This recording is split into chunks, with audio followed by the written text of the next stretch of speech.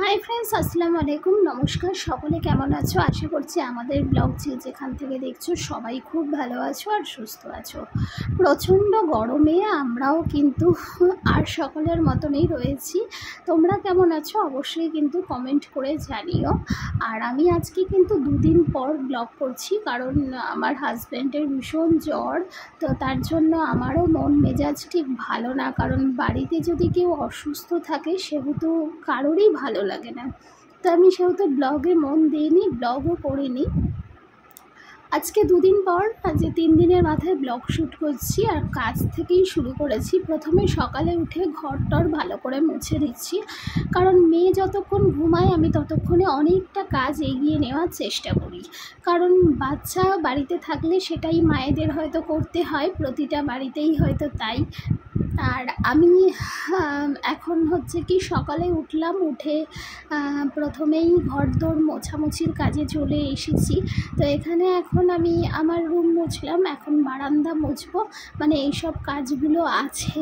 আর সত্যি কথা বলতে কি, মোছামুছি না করলে না, ডেলিকার মোছামুছি না করলে মানে একটা কেমন ইরিটেট ব্যাপার লাগে। কারণ ধুলো ময়লা তো হতেই থাকে, জানি না জানলা দরজা সবই বন্ধ থাকে, কিন্তু এত ধুলো কোথা থেকে আসে বা কী কিছুই বোঝা যায় না। দেখো ঘরটার মোছা হয়ে গেছে। এই উচ্ছেগুলো আমার এক ছোটো কাকি শাশুড়ি দিয়েছে, আর তাদের গাছের উচ্ছে। তো এই উচ্ছেগুলো এখন ঝুড়িতে তুলে রাখলাম, এটা আজকে রান্না করব। আর এখন মেয়ের একটু খাবার বসাবো, আর মানে পরপর কাজগুলো আমার চলতেই থাকবে। ঘর মোছা যেমন হয়ে গেছে, এখনও মেয়ের খাবার বসাবো। এখানে একটু সুজি বসাচ্ছি, দুধ দিয়ে সুজি করে দিয়ে ওকে সকালের দিকটা। আর একটু চেষ্টা করি সুজি খাওয়ানো, কারণ সকালটা তাহলে অনেকটা পেট ভরে থাকে। আর অন্য কিছু খাওয়ালে আবার কিছুক্ষণ পর আবার তার খিদে পেয়ে যেতে পারে হয়তো, যদিও বা আমার মেয়ে এখনও সেইটা শেখেনি যে মা খিদে পেয়েছে সেটা বলতে পারে না। তো আমি অনুমান করে এই খাবারটা করি।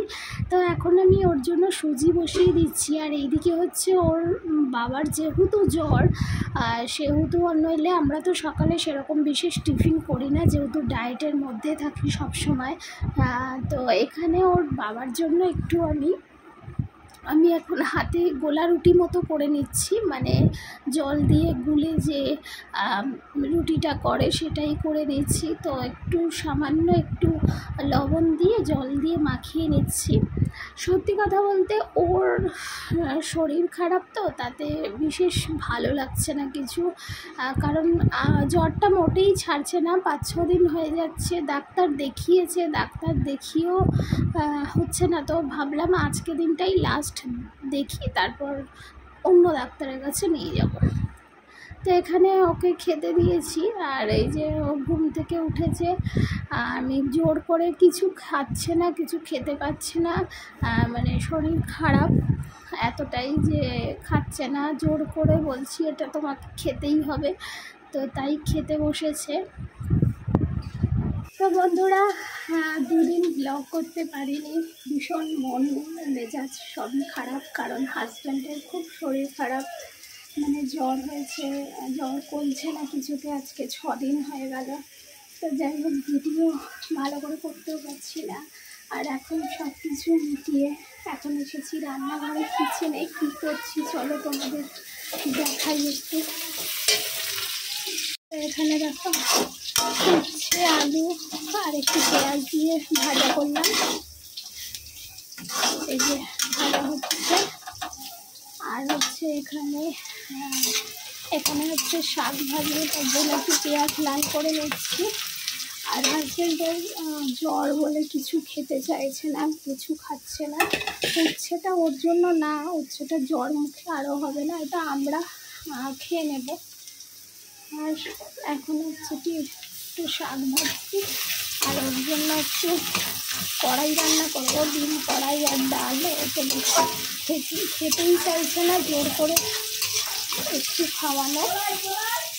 আর আজকে কাঁচা লঙ্কাও শেষ হয়ে গেছে, সাথে কাঁচা লঙ্কা দিই। আর এই যে এই কড়াইটা একটু আলু দিয়ে রান্না করব, বেশি কিছু করব না। আর সত্যি ভালো লাগছে না কিছু করতে। আর এদিকে দেখো শাক ভাজা মানে দিয়ে দিয়েছি, একটু হলুদ গুঁড়ো দিলাম, পেঁয়াজ রসুন শুকনো লঙ্কা আর সাথে একটু হলুদ গুঁড়ো লবণ দিয়ে শাক ভাজাটা বসিয়ে দিলাম। শাক ভাজাটা এরকমই সচরাচর আমরা করি। আর এখানে জলটা আগেই একটুখানি ইয়ে করে নিয়েছিলাম, মানে নুন দিয়ে একটু শ্বাস থেকে জল বার করে নিয়েছিলাম। আর এটা হয়ে গেছে, এটা নামিয়ে নেব ভাজাটা। আর এদিকে ডাল সিদ্ধ হচ্ছে, আর এখানে হচ্ছে কড়াই রান্না বসিয়ে দিয়েছি অলরেডি। এই যে কড়াই রান্না বসানো হয়ে গেছে, এটা এবারে ধিমে আছে হবে। আর আমি তারপর একটু বাবার জামা কাপড় কাচবো। তো এই আজকের রান্না বান্না। তো বন্ধুরা রান্না বান্না কমপ্লিট করে স্নান হয়ে গেছে, মেয়েরা স্নান করিয়ে খাইয়ে দিয়েছি। এবারে আমরা এসেছি খাবার রুমে। এখন আমার বাবা স্নান করে বেরোচ্ছে। চলো তোমাদের দেখিয়ে দিই ফাইনাল কী কী রান্না বান্না হলো। তো দেখো এখানে হচ্ছে আজকে উচ্ছে আলু ভাজা, আর হচ্ছে এখানে শাক ভাজা, এটা হচ্ছে নোটে শাক, আর এখানে কড়াই আলুর তরকারি আর ডাল, সবই মানে 4খানা পদ হয়েছে। আর সমস্ত কিছু সকাল থেকে একা হাতে সেরে উঠেছি, উঠে তারপরে ঘর টরের কাজ তো আছেই। তো এই সমস্ত রান্নাবান্না করে আর গরমের মধ্যে কাজকর্ম করলে কেমন লাগে সেটা তোমরাই বলো, তোমরা ভালো জানো। মানে আর ভালো লাগছে না। তারপর আবার একটুখানি দুপুরবেলা বেরোনোরও আছে, আমি একটুখানি বেরোবো। আর খাওয়ার সময় হয়ে এসেছে, তো চলো আবার পরে দেখা হচ্ছে, সঙ্গে থাকো। তো বন্ধুরা একটু বেরিয়েছিলাম আর এইমাত্র ফিরেছি, এখন ঘড়িতে বাজে প্রায় 5টার কাছাকাছি। আর মানে গেছিলাম হচ্ছে একটু, মা এসেছিল মায়ের কাছে কিছু জিনিস আনতে দিয়েছিলাম, তো মা সেগুলো দিয়ে গেল। আর একেবারে মায়ের সাথেই মানে একটুখানি কিছু কেনাকাটিও করলাম। কেনাকাটি বলতে ওর বাবার তো ভীষণ জ্বর, ওর বাবা তো বেরোতে পারছে না, তো ওর বাবার জন্য একটু ফল আনতে গেছিলাম। তো সব ফল এনেছি, ওখানে শশা আছে আর ফলগুলো সব ফ্রিজে ঢুকিয়ে দিয়েছি। আর এখন ওর বাবাকে দুটো পেয়ারা কেটে দিলাম, মানে একটা পেয়ারা কেটে দিলাম, বললাম একটু জ্বর মুখে পেয়ারা খাও ভালো লাগবে। আর সব ফলগুলো ফ্রিজে ঢুকিয়ে দিয়েছি, এখন আর দেখাচ্ছি না তোমাদের কিছু। আর জাস্ট একটা ফাটাফাটি গরম, মানে এই গরমে সত্যি বাইরে বেরোলে মানে অসুস্থ হয়ে যাওয়ার, তার থেকে প্রয়োজন ছাড়া বাইরে না বেরোনোই ভালো। আর এখন আমার মাম্মাম খেলছে, লেগে যাবে তোমার সোনা। তো বন্ধুরা দোকান থেকে তো অনেকক্ষণই চলে এসেছিলাম, আর তারপর থেকে ব্লগ করিনি। সত্যি কথা বলতে প্রচণ্ড গরম, আর হাজব্যান্ডের শরীর খারাপ, ঠিক ভালোও লাগছে না। কিন্তু যেহেতু আমি 2 দিন ব্লগ পোস্ট করিনি, সেহেতু আজকে ভাবলাম যে একটা ছোট করে ব্লগ তোমাদের জন্য নিয়ে আসি। মামা সবাইকে গুড নাইট বলে দাও। গুড নাইট বলো। আল্লাহ হাফিজ। আল্লাহ হাফিজ। আচ্ছা চলো আজকে এখানেই ব্লগটা শেষ করছি, আবার আগামীকাল দেখা হবে।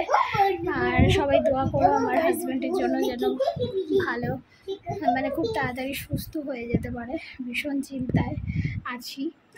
তো যাই হোক চলো আজকে ব্লগ শেষ করছি। এখন সবাই দুপুরে ঘুমায়নি, তাই ঘুমও পেয়ে গেছে। তো চলো আজকের মতো বাই, টাটা, আল্লাহ হাফিজ।